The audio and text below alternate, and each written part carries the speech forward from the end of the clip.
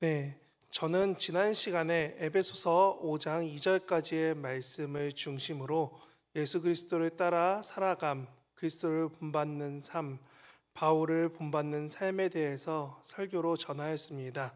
그래서 2절에 그리스도께서 너희를 행하신 것 같이 너희도 행하라고 했습니다.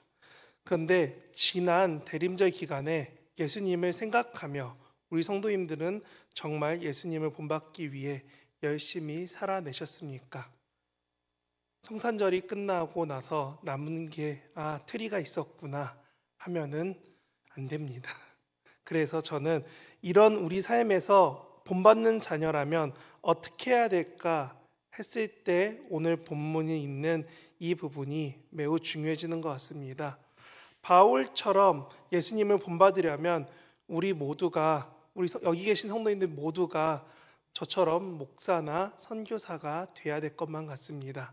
왜냐하면 말씀대로 살아가고 바울을 본받으면은 마치 지금 삶을 다 정리하고 지금 바로 동남아로 혹은 남태평양에 있는 어느 섬으로 중앙아시아로 왠지 선교를 나가야 되면 될 것 같습니다.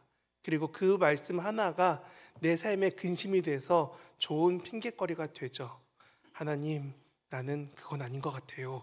라고 우리는 핑계대곤 합니다. 그런데 바울도 그런 우리의 마음을 알아서 그런지 고린도전서 12장 7절에서 이렇게 말하고 있습니다. 만일 온 몸이 눈이면 듣는 곳은 어디며 온 몸이 듣는 곳이면 냄새 맡는 곳은 어디냐. 아멘.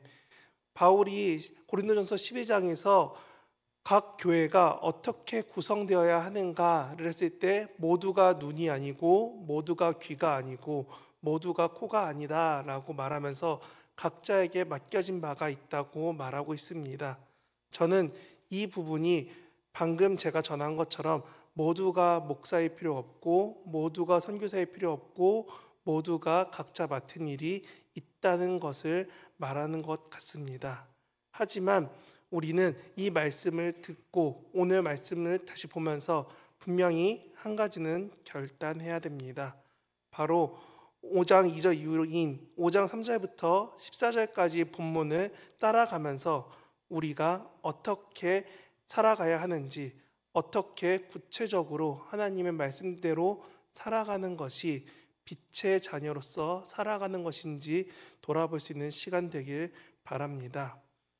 사실 3절부터 7절을 보면은 꼭 무언가를 빨리 벗어나고 떠나야 될 것처럼 바울은 말하고 있습니다. 이것을 정리하면 크게 두 가지를 말하고 있습니다. 하나는 욕심을 따르지 마라. 둘째로는 속이지 말라입니다. 그러면 그러지 않는 우리가 어떤 삶을 살아야 합니까? 했을 때 바울은 말하고 있습니다. 감사하는 말을 하면서 그리고 이 감사하지 않고 너희를 속이며 욕심을 따르라고 하는 이런 사람들에게서 떠나라 하고 있는 것입니다. 왜 함께하지 말고 왜 떠나라고 하는지 말씀을 준비하면서 계속 고민하는데 머릿속에 이 네 단어가 떠올랐습니다. 한자 한번 보여주시겠어요? 네, 혹시 이거 바로 읽으시는 분들이 계실 겁니다.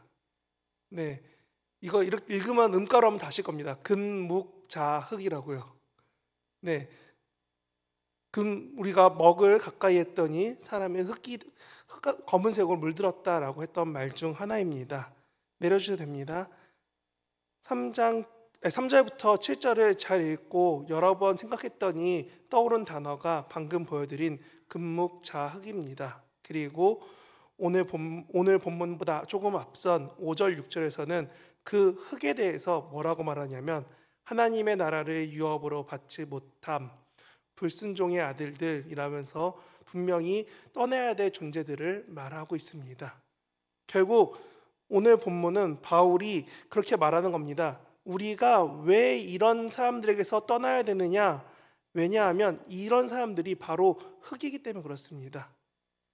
우리가 먹을 가까이서 흙이 묻는 것처럼 우리가 이런 사람들, 불평하고 유혹하고 욕심대로 따라가고 하나님 나라를 떠난 사람들, 불순종한 사람들 곁에서 머물다 보면은 어느 순간 나도 모르게 그런 삶이 생각이 물들어 버린다는 겁니다. 금묵자 흙처럼요. 그래서 분명히 바울은 말하는 겁니다. 왜 떠나느냐? 너희가 그들 속에서 거룩함을 지켜내기 매우 어렵기 때문입니다. 거룩함은 하나님께서 세상과 다르게 구별하신 그 구별을 지켜가는 것이 거룩의 한 방법인데, 세상과 같은 자리에 있다 보니 우리도 모르게 그 거룩함이 아닌 세상과 타협을 선택하곤 합니다. 그래서 바울은 계속 말하는 겁니다. 7절에 보면 그렇게 말하고 있죠. 그러니까 이들과 함께하는 자가 되지 말라고요.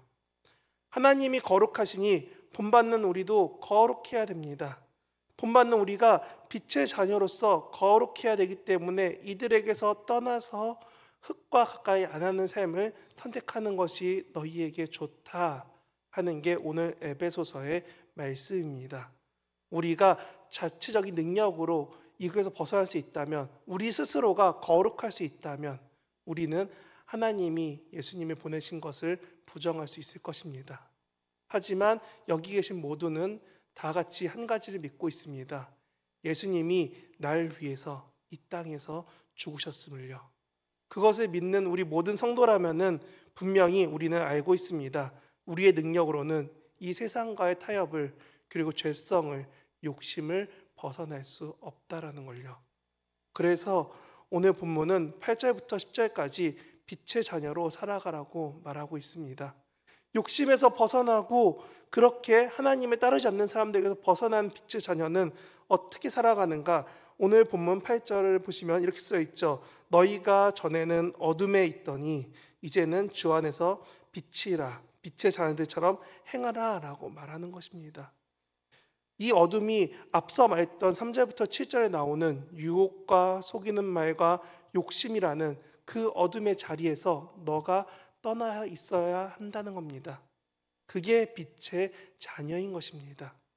우리는 이런 어둠의 자리에 떠나서 빛 가운데 살아가는 게 어떤 것입니까? 라고 고민할 때 바로 이어지는 구절은 정확하게 그 받지 말았는데, 먼저 한 구절 더 봤으면 좋겠습니다. 베드로전서 2장 9절을 함께 보시면은 여기에는 우리를 어떻게 옮기셨는지에 대해서 베드로 사도가 했던 말이 나옵니다.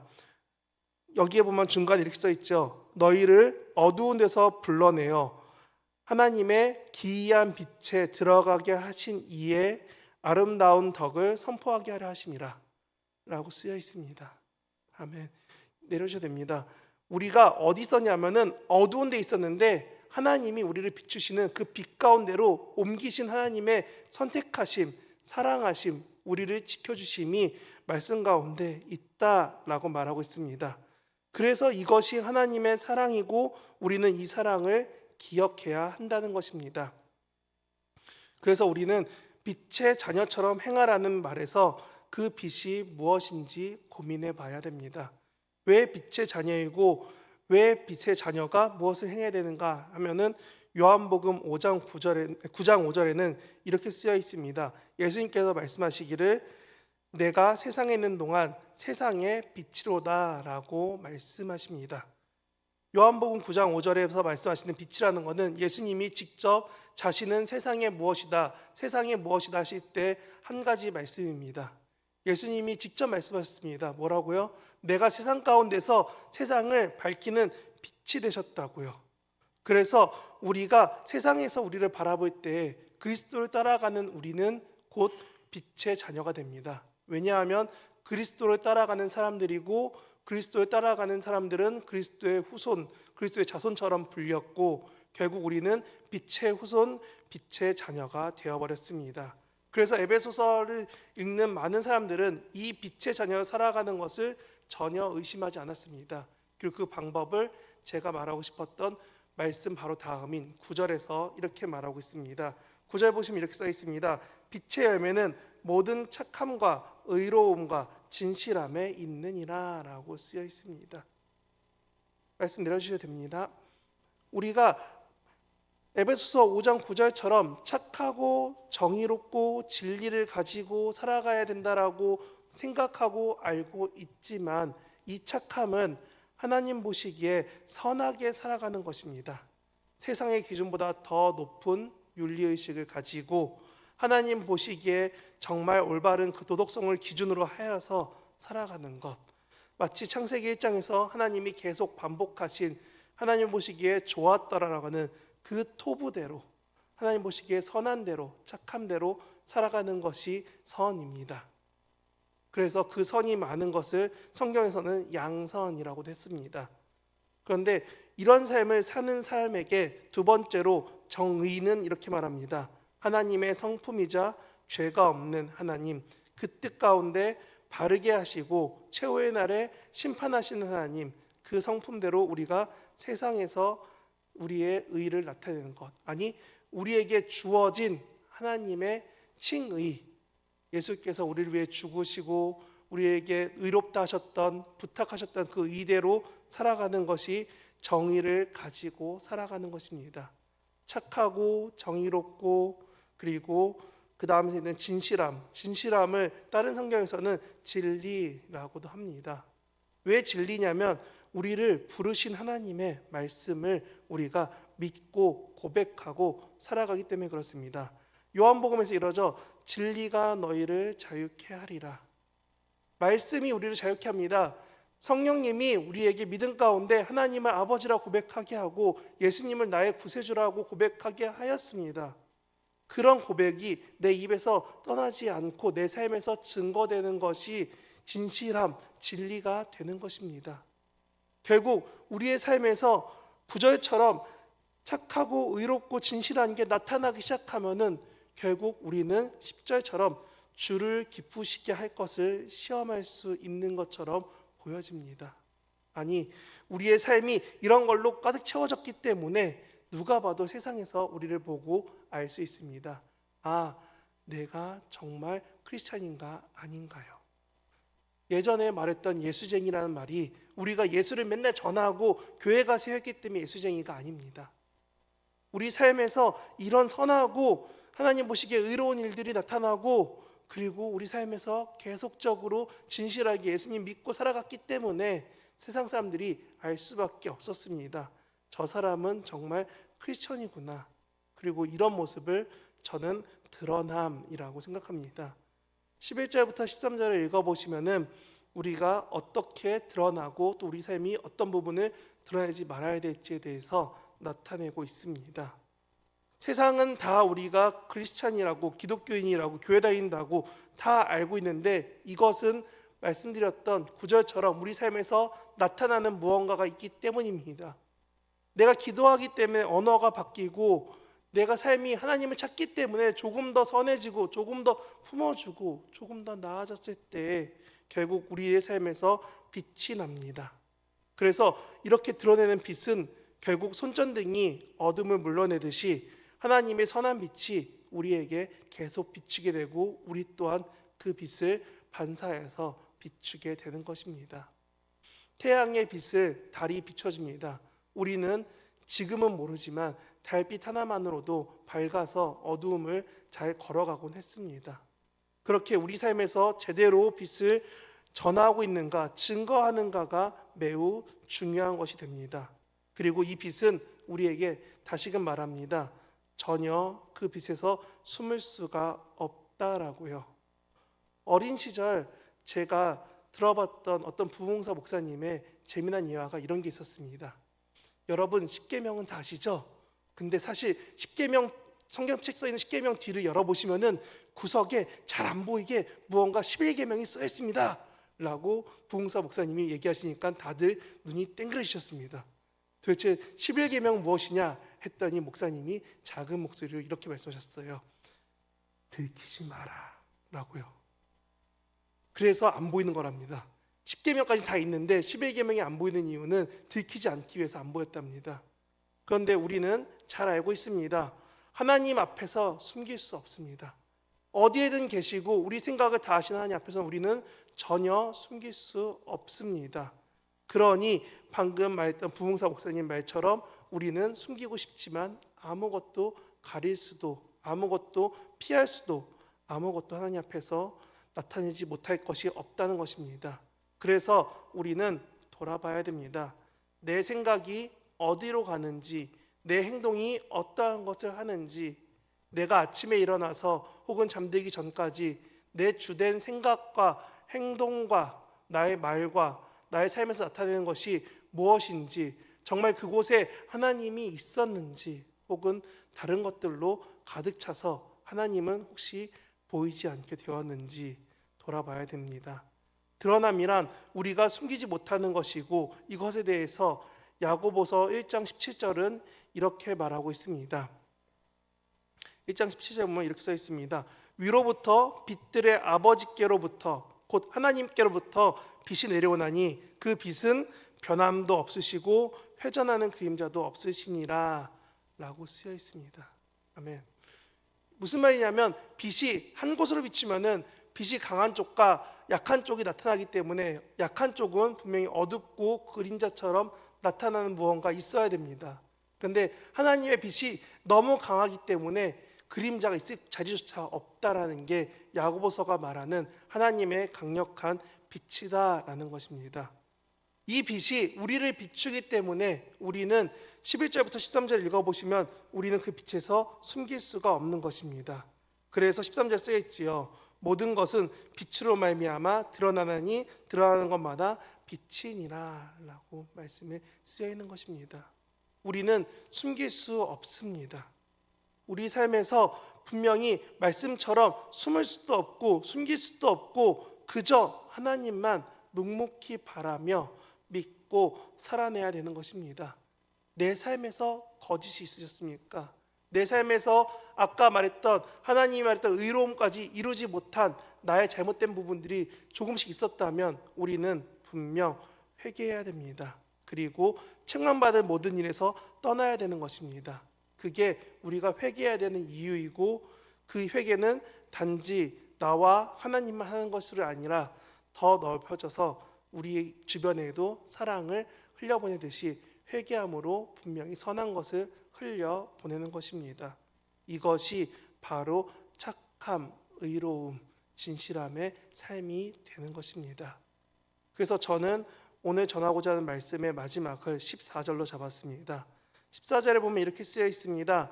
잠자는 자여 깨어서 죽은 자들 가운데서 일어나라. 그리스도께서 너에게 비추시리라. 아멘. 왜 이 말씀이 쓰여 있냐면 성경책에 보니까 이렇게 써 있더라고요. 이것은 아마도 초기 교회에 세례식 때 세례받는 사람과 회중들이 함께 고백하던 함께하는 고백이었을 거다라고 말합니다. 그러면 다시금 14절 보시면 이렇게 쓰여 있습니다. 잠을 자고 죽은 자들 가운데 있는 우리가 어떻게 되냐면 일어나고 깨어서 그리스도 가운데로, 그 빛 가운데로 가야 한다 하는 것이 14절의 말씀입니다. 그러면 우리는 아까 말했던 13절까지의 빛을 생각하면서 8절에 말했던 어둠을 생각하면서 우리가 어디에 있는지, 내 삶에서 빛은 지금 나타내고 있는지 고민하고 살아가야 한다는 겁니다. 우리가 전에는 어둠이라고 말하는 8절처럼 우리가 계속 영적으로 어둡고 잠들어 있고 힘들어하고 있고 죽어 있는 그 삶을 살아가길 원하신다면, 그 삶 가운데 살기를 결단하신다면 아무리 말씀대로 살라고 말해도 들리지 않을 겁니다. 하지만 내 믿음이, 내 결단이 그 삶이 아닌 그리스도를 닮아가고 빛의 자녀로 살아간다라고 결단하신다면 분명히 이 말씀대로 붙잡고 살아가길 바랍니다. 그래서 저는 말씀을 정리하면서 두 가지 말씀을 더 말씀드립니다. 창세기 1장 3절에 보면은 창세기에서 이런 말씀이 있습니다. 하나님이 이르시되 빛이 있으라 하시니 빛이 있었고, 고린도후서 4장 6절에 보면 이렇게 써 있습니다. 어두운 데에 빛이 빛이라 말씀하시던 그 하나님께서 예수 그리스도의 얼굴에 있는 하나님의 영광을 아는 빛을 우리 마음에 비추셨느니라. 아멘. 왜 변화산에서 예수님이 얼굴이 변하였고 빛이 나고 그 광채가 너무 밝았는지, 예수님의 말씀을 제대로 깨닫게 된 바울의 그 말 때문에 사람들이 놀라서 바울 얼굴에다가 수건을 왜 덮었는지 우리는 생각해야 됩니다. 우리가 정말 빛을 증거하며 살아가는지 아니면 그저 나만 보면 살아가는지요. 제가 평상시에 안경을 낍니다. 그런데 안경을 끼다가 혹시나 졸려서 엎어져 자면은 안경에 뭐가 묻습니다. 그러면 앞이 잘 안 보이죠.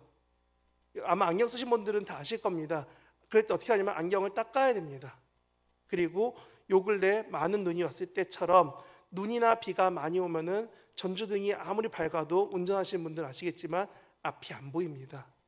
우리 삶에서 분명히 하나님을 바라보고 하나님을 향하고 하나님을 정확하게 생각해야 되는데 내 삶에 하나님의 바른 것들, 회개하지 않은 것들, 하나님 쫓지 않은 것들이 가득해지면은 우리는 빛의 자녀라고 했는데 형광등이, 손전등이 이제 전기가 다 돼서 꺼져가는 것처럼 약해져 버린 빛만 나오고 있습니다.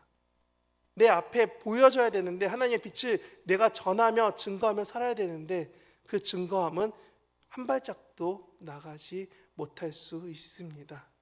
그래서 오늘 본문을 전했던 3절부터 14절까지를 볼 때 가운데 그 말씀이 있는 것입니다. 주 안에서 빛의 자녀들처럼 행하라. 여러분은 어떤 삶을 사시겠습니까? 그 빛 가운데 남을 비추면서 판단하시겠습니까? 이 사람은 옷이 저러네, 삶이 저러네. 내 지식과 내 경험과 내 판단으로 비추시겠습니까? 아니면 작은 촛불처럼 내 주변에 약하고 힘들고 어려워하는 사람들을 위해 기도하기 위해 나의 관심을 쓰고 나의 에너지를 쓰고 하나님께 맡기신 교회를 위해 더욱더 섬기시겠습니까? 24년의 촛불이 다 탔다고 25년의 초를 새로 키면 된다고 내 삶을 단절할 수는 없습니다. 하지만 내 삶을 하나님으로 더 채워간다면 내 삶의 연약한 부분을 하나님께서 고쳐달라고 기도한다면 우리는 빛의 자녀로 살아갈 수 있을 것입니다.